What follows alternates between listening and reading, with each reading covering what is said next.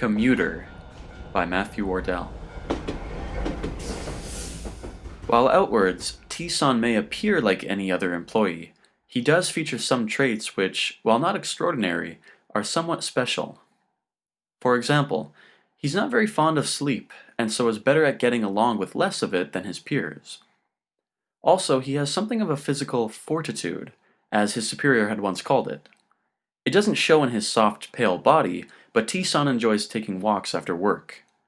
Should the need for strenuous activities ever arise, surely T-san would breeze past his peers, and his hard work outside work would be noticed by all, as would his immense modesty at never acknowledging his fortitude in the past.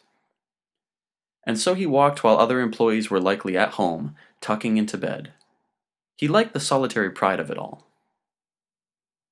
These nightly walks never went too far from home, or for too long.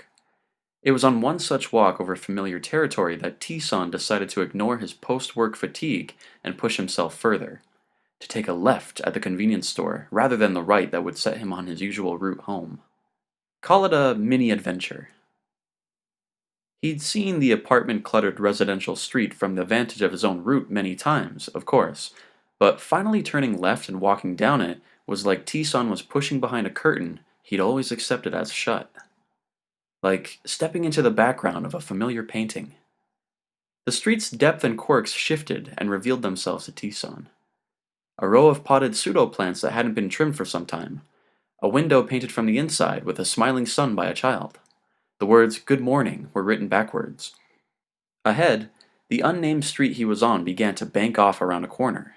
Before going too far, T-san stopped and looked back to the convenience store, which was no longer there. At least, he could no longer see it. T-san began to retrace his steps, past the backwards "Good morning", back towards his familiar route, but when he arrived at the intersection the convenience store was supposed to be on, nothing seemed familiar besides the typical residentialness of the neighborhood. What few shops there were had closed and shuttered. T-san had never even seen them before. He spun around. Was there always a laundromat there? Feeling a twinge of panic, T-san looked down the streets in each of the 4 directions available to him, but he'd even lost track of which street had the plants in the window painting. Stupid. What had he been spinning in the street for? He would get himself lost in his own neighborhood, and all because of a stupid left turn. Quelling his panic and remembering his fortitude, T-san picked a direction and walked. Seeing as last night's train had long passed, the streets were devoid of pedestrian activity, and would likely be so until next morning's first trains. By that time, it would already be too late for T-san to ask for directions, return home, change suits, and make it back to the station platform to fill his allotted seat in the train. Picturing that empty seat was enough to send T-san's twinge of panic into an overpowering shudder. Empty seat, empty shift. While work would continue to function without him, as it always had, surely there would be a noticeable change. They would notice, wouldn't they? Would he lose their trust in him? If he came in all grimy and sleepless? Would he be fired? No, of course not. But his thoughts couldn't help but plunge and tell him that it was now too late, that he'd now fallen out of his commute cycle and thus his life, and had no chance of sliding back into the way things were resonantly. The damage was done. This street too was ultimately unrecognizable amidst the residential sprawl. Not a familiar landmark in sight, no chain restaurant or vending machine or convenience store. Even the moon seemed fixed directly above where it had always been, useless as any indicator of direction. Why, oh why did T-san decide to go exploring? Mini-adventure? And on a weeknight, no less? His pride and his fortitude had gotten the better of him. It had always been so simple before. Healthy body, healthy mind, healthy work, and the cycle pervades. Stupid, stupid T-san. Say goodbye to your place in the we. With post-work fatigue seeping deeper into his brain, T-san's frustrations began to spiral his thoughts in such a way, while every step took him further in the wrong direction. He let out a yelp of frustration, and then laughed at himself. He sounded like a dog whose tail was stepped on. Maybe if he continued like that, shouting and causing a stir, someone would come down from an apartment and help him find his way. No, no. If he didn't know his way home and out of his neighborhood, how would a stranger guess his numberless, nameless address? He considered squatting down and taking a rest to collect his thoughts, collect his composure. No, stupid. You're not napping on the street. Best to keep moving. What had his mind ever done for him, besides lead his body astray? Maybe it would be his own fortitude after all, which would save him. At this point, he had no track of time to compliment his loss of space. He just knew it was late, getting later. Even traveling in tight circles around what he thought was a single block, keep left, keep left, keep left, keep left, T-Sun never traversed the same street twice.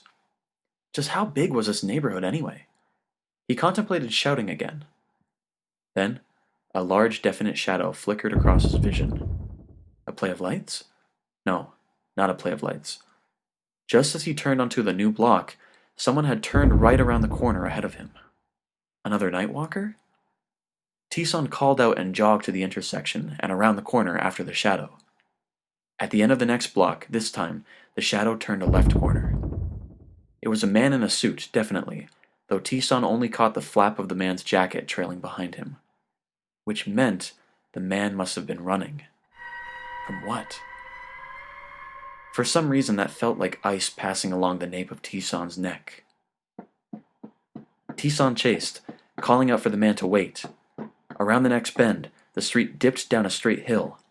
Now T-Sun could see the outline of the man, sprinting in full form down the middle of the street, but too far off to be fully discernible. The man was familiar, but only in the way that many in a country full of black-suited men were familiar. Yes, T-Sun thought, the man was running from him. But why? He caught a second wind, briefly forgetting his post-work fatigue and, focusing solely on the desire to return things to the way they were and put an end to this night, ran after the man. Yes, at last, the opportunity for his fortitude to shine. Perhaps he'd known something like this would happen all along. A great chase. The streets grew increasingly more labyrinthine, and the shadow T-Sun trailed seemed ever unreachable, but he continued the chase well into the night. He kept running and running, so long that he must have ran a marathon. The moon never seemed to move, but eventually disappeared from the sky between the high-rise apartments and the cables of power webbing between them. The omniscient orange of the sunrise crept over. Morning. T-Sun was soaked in a cold sweat. Still his prey eluded him, and around another corner he weaved. A parade of employees marched down the street. People! Their steps in near rhythmic unison that masked whoever it was T-Sun had been trailing all night. But it didn't matter because, at last, he'd found people. Peers. And look, they were marching right into a train station he recognized the name of. T-Sun had made it after all. If he hurried when he got off the train, he could buy a new shirt, a new tie, some deodorant, and nobody but he would know how close he'd come to, well, whatever had happened. The long night was over regardless. Easing into the flow of employees, T-Sun marched across the street, under the tracks bridged above, up the stairs, into the station. Now, towards the gates, he produced his wallet, his train pass. The line moved ahead. Ping, ping, ping. Green. He slapped his wallet onto the scanner. Bzzzt. Red. The gate paddles clamped on T-Sun, already halfway through. The flow of employees, annoyed, eased backwards and detoured through the neighboring gates. T-Sun placed his pass carefully now on the scanner. Bzzzt. Red. No, not now. Bzzzt. Red. Someone behind called for him to move aside, but T-Sun would not miss his train. He would fill his spot. Shoulder first, he rammed through the clamped paddles of the gate. People were calling behind him, likely a train attendant would be clamoring out of his post, but T-Sun briskly walked on, weaving downwards through the crowd coming up the stairs from the recently arrived train. His train. He nearly threw a senior peer to the ground in his hurry. The doors of car 4 were closing with a cutesy jingle blaring over the speaker. T-Sun slid in at the last second, yanking the tail of his jacket free from the closed doors. Every employee in their rightful allotted seat looked up at him, sweaty and panting, before they resumed their catnaps and their reading and their 1,000-yard stares. The train slid out of the station. T-Sun passed the seats toward his number, his reserved place. There was some mistake. His seat was occupied by another employee, familiarly dressed, sleeping with his chin tucked down against his chest. Etiquette would say to let the man sleep, but T-Sun had not rested the whole night, and he was not going to stand idle now. Gathering his fortitude, T-Sun tapped the man's knee. The man opened his eyes and looked up. He noticed the man bore an extraordinary resemblance to himself.